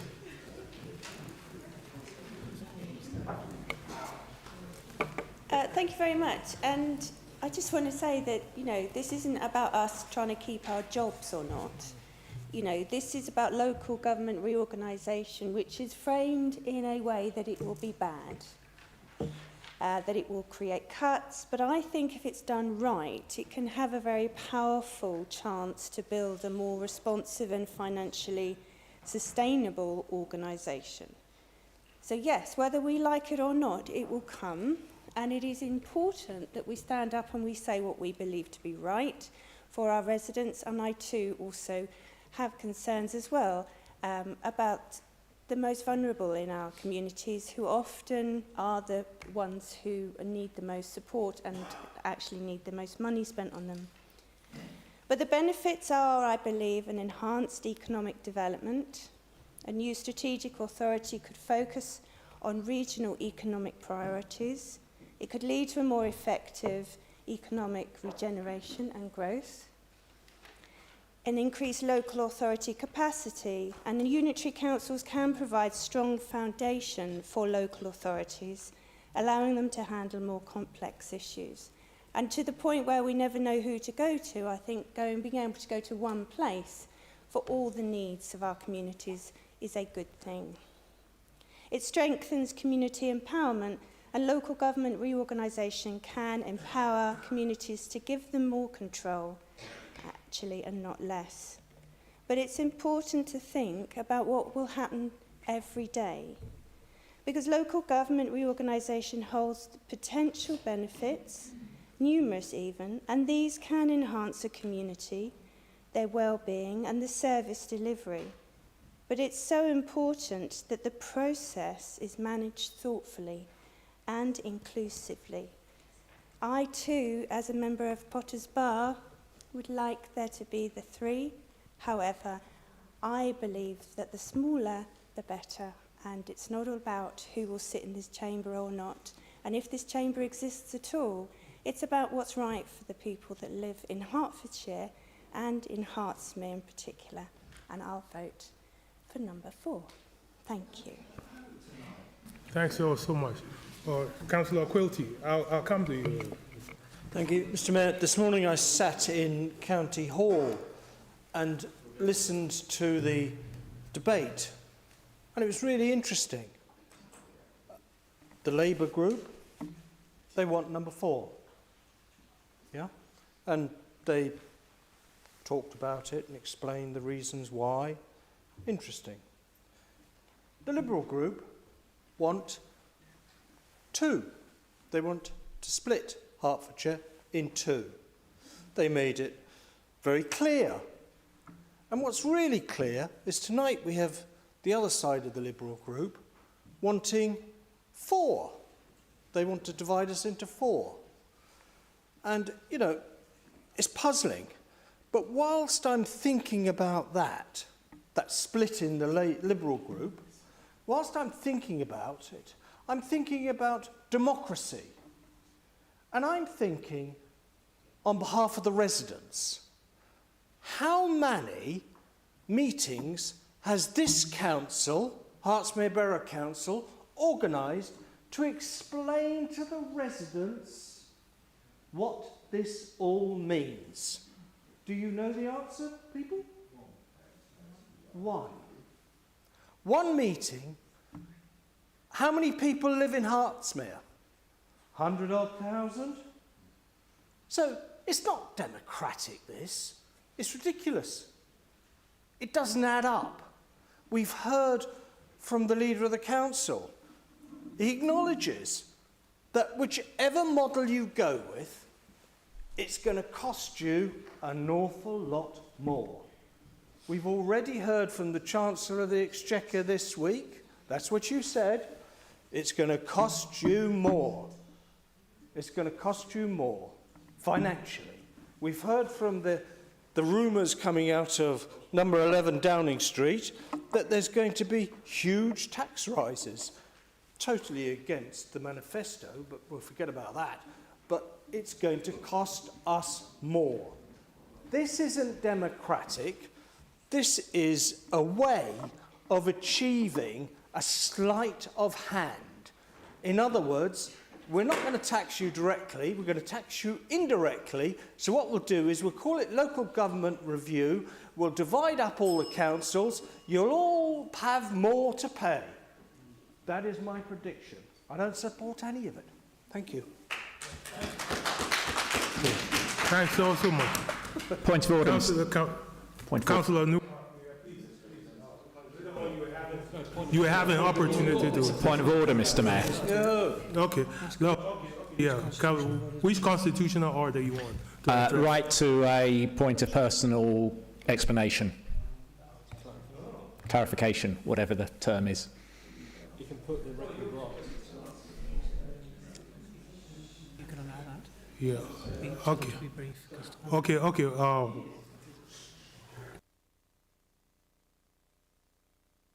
Okay, Councillor Newmark, you can Thank you, make Mr. your point. Mayor. Pardon me, I'm still speaking. You can make your point and then, but make it very brief. Now, Mr. Mayor. Yeah, you can make a point and then you should make it very brief. Yeah. Yeah, go ahead. Respond to whatsoever has to be said. Sorry, are you happy for me to now exercise my rights under the Constitution, Mr. Mayor?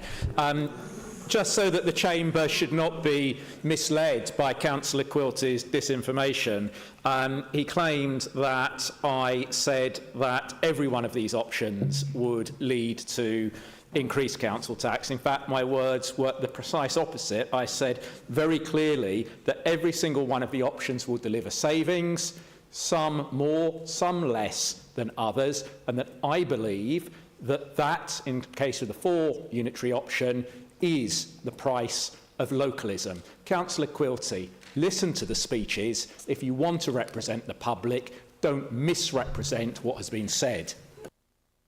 So much. Yeah, okay. I'll go over to Councillor Giorgio, please. Thank you, Mr. Mayor. One aspect of local government reorganisation is the ability for towns and councils to devolve greater power to their local town or parish council. This would enable settlements to run discretionary services closer to our constituents, while the unitary authority takes on non-discretionary services over a smaller geographic boundary than the existing county council.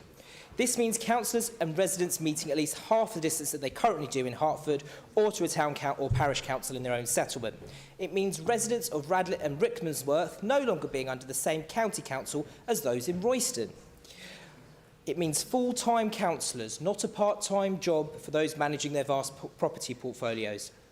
Unitary councils fix the issue of who does what, and the 4 unitary option has the most reasonable numbers in multiple areas, as is laid out by other councillors.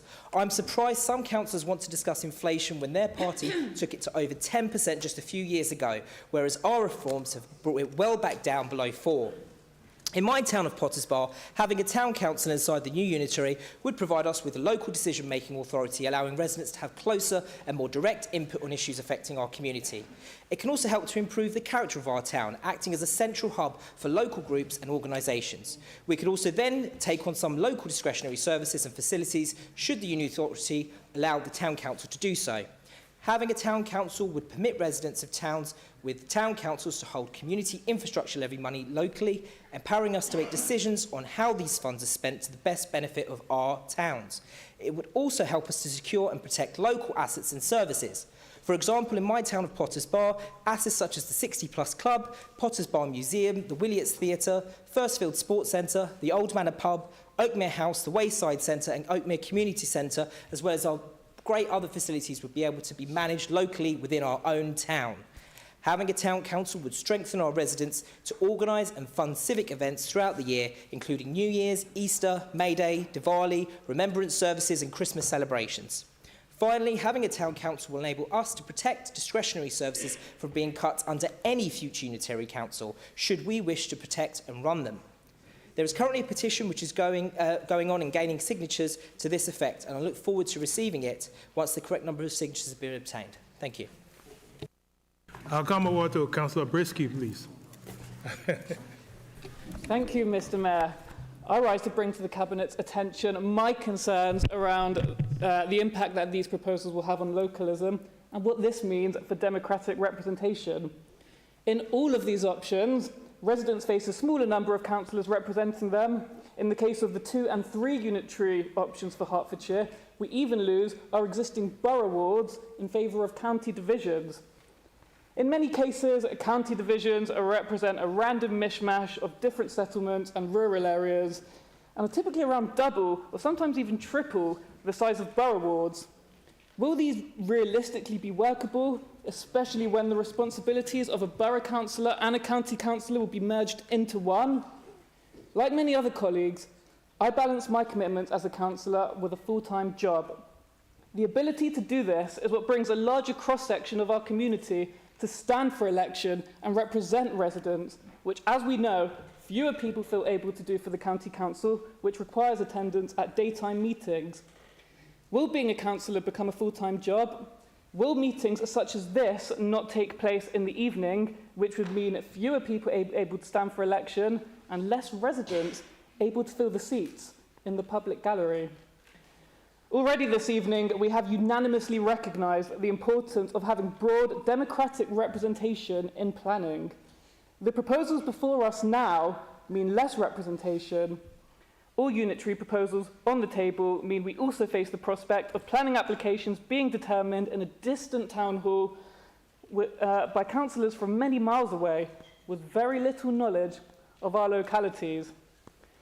Councillor Newmark has proclaimed support for the 4 unitary option, which of course is the least bad for localism, but Surrey, with the same population as Hertfordshire, was divided into 2 unitary authorities. Why was this? Well, the answer is in the government's white paper, which says that the new unitary should have a population of more than 500,000. What makes the leader think that we are any different? Does the leader of the council really think that Steve Reid has any intention of listening to what he wants, or has the decision already been made?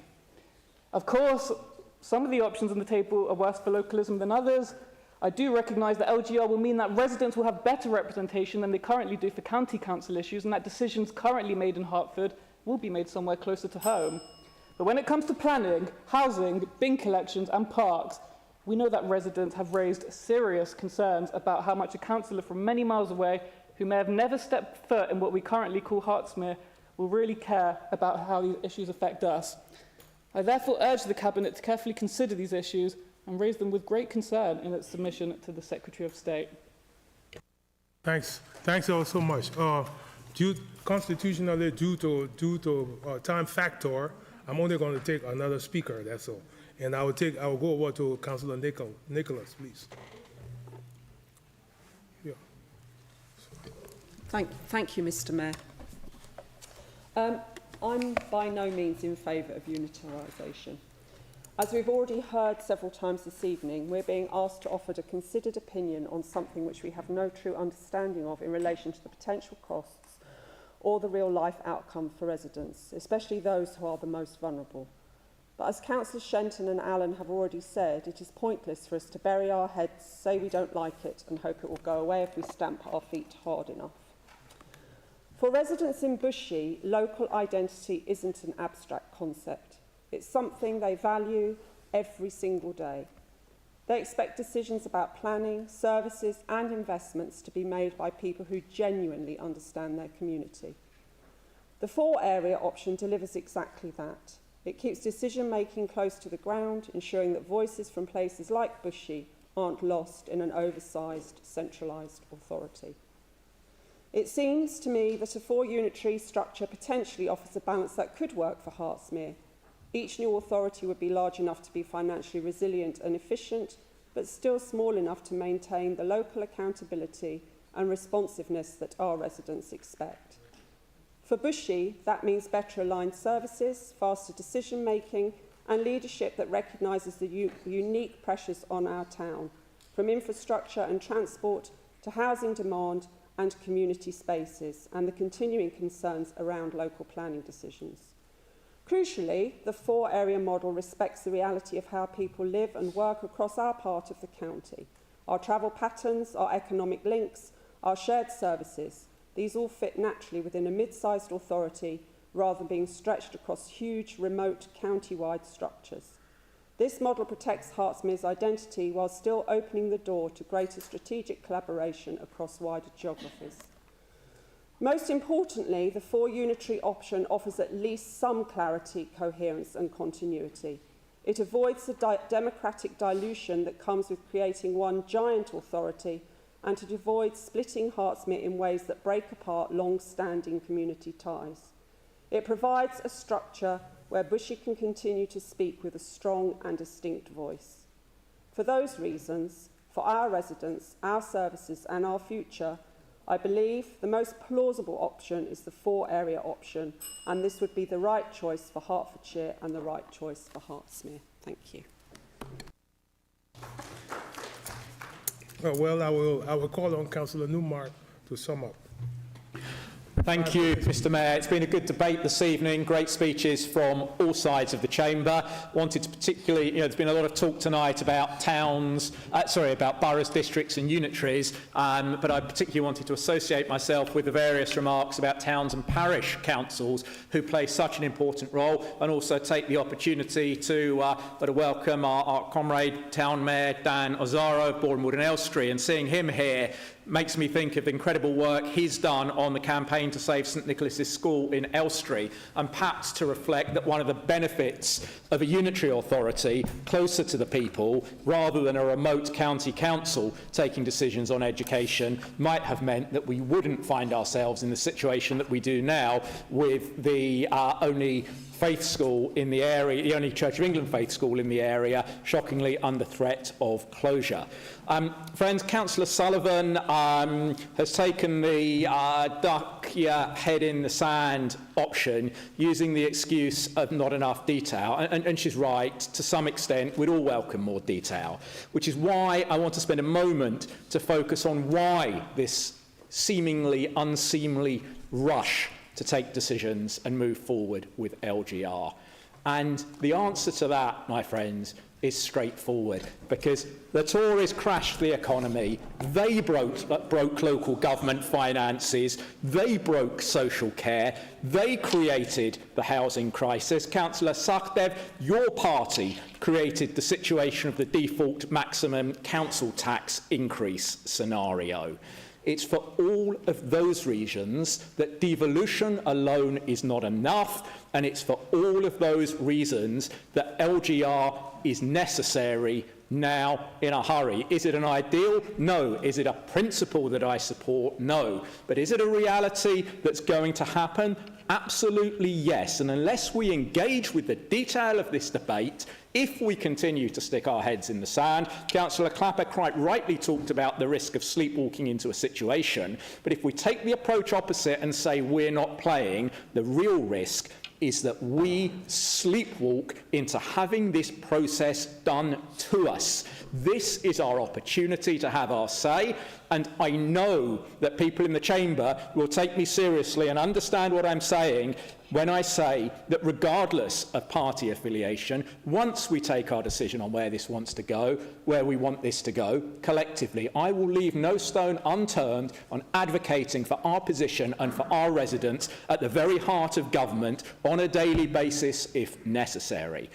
Councillor Clapper, thank you for your speech that displayed your excellent grasp and knowledge of local government. I think it shows why your party needs councillors like you, rather than many of the other examples of reform councillors around the country who just don't get it. And perhaps we'll see some of that expertise put to good use if you become your party's candidate for Mayor of Hertfordshire in the future. It's certainly a welcome contrast to the speculation and scaremongering we heard from a number of the members opposite, particularly their planning spokesperson, in relation to the ongoing relevance of a local plan. Councillor Quilty, we had a couple of meetings in the chamber, some online meetings, some engagement with key stakeholders, but most significantly, we used our modern online AI-driven platform to engage with thousands of residents around the borough and around the county, and at both levels they came out in favour of 4 unitaries. None of them said duck the decision and keep quiet and let the government do it to us. You know, we're all in local government to keep local decision making local, to keep accountability close. Hertfordshire is a multipolar area. No two parts of the county are the same. We have different challenges, we have different priorities, we have very different communities, and only the 4 unitary model, as Councillor Brisky rightly recognised, actually acknowledges that. Only the 4 unitary model delivers a council, on one hand, large enough to run the hugely complex services out there, and yet also the right size to truly know and understand the communities that it will serve. Only that model will ensure that services become shaped, not standardised. Only that model will stop our local issues and the things that concern our residents around Hertsmere getting lost in all sorts of bigger conversations. So let's be definitive, let's be firm with government, let's advocate for what people around here need, and let's not stick our heads in the sand. Thank you, Mr. Mayor. You're welcome. Members, thanks so much for your various contributions. Are we all prepared to vote? Were you saying something, please?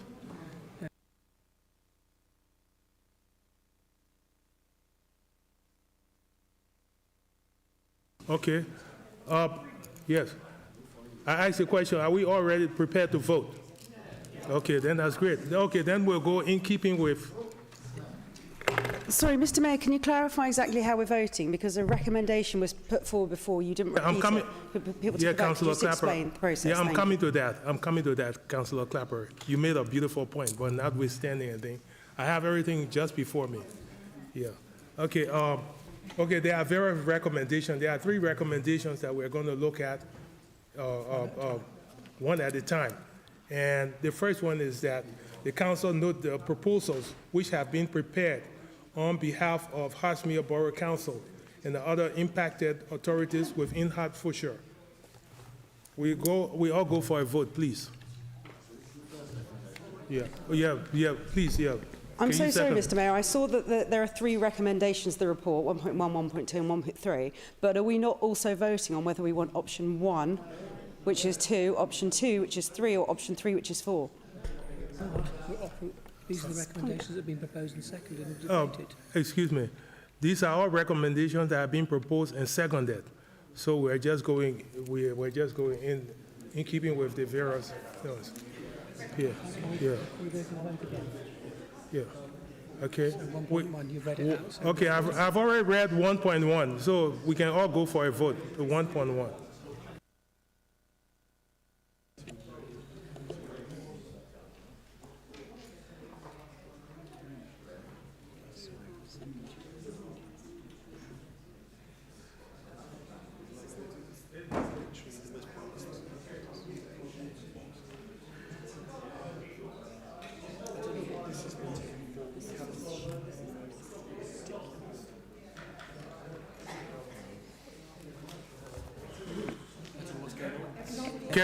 Can I ask you folks, how did you vote? Because oh yes, okay. What about you? Yes, yes, yeah. Okay. Yeah, those are good. Yeah. Okay, it seems to be unanimous. On the note here. Yeah, and it's noted. Okay. Okay, we're going over to 1.2. That council asks cabinet to have due regard to the deliberations, concerns, and issues raised during the debate as to the potential impacts of local government reorganization on the residents, staff, local businesses, and other key stakeholders within the borough of Hertsmere. Can we all go for a vote, please? Sir?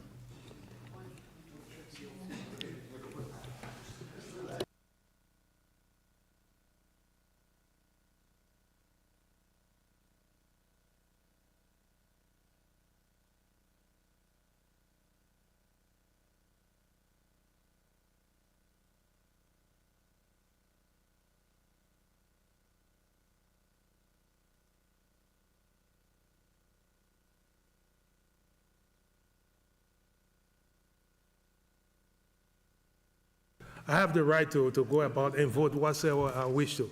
I'm an independent person. Yeah, so, yeah. I work in the interest, please, excuse me. When I'm talking, please, you talk through the chair and things.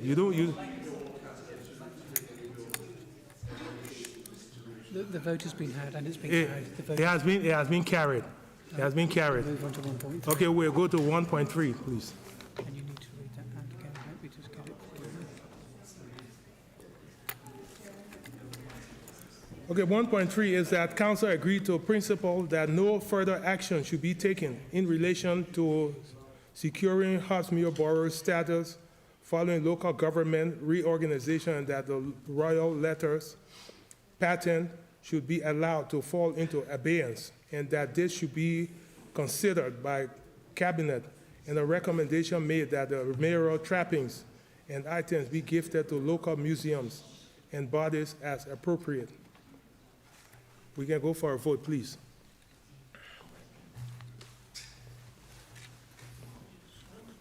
The Conservatives are abstaining.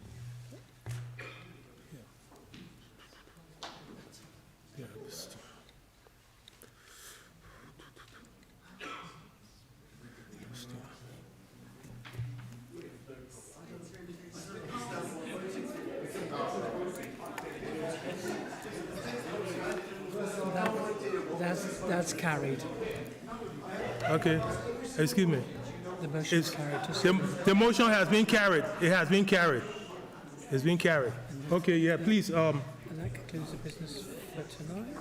please, it has been noted, and please, I would like to close the business of tonight. Yeah. So I declare the meeting closed at... what is it? Can I have silence in the chamber, please? Yeah, the meeting is closed up. The time now is 8:59. So we're closing. Yeah, so we're closing the meeting. So thanks ever so much, everybody, for your various contributions. I wish you all well. Thank you, Mr. Mayor. All staff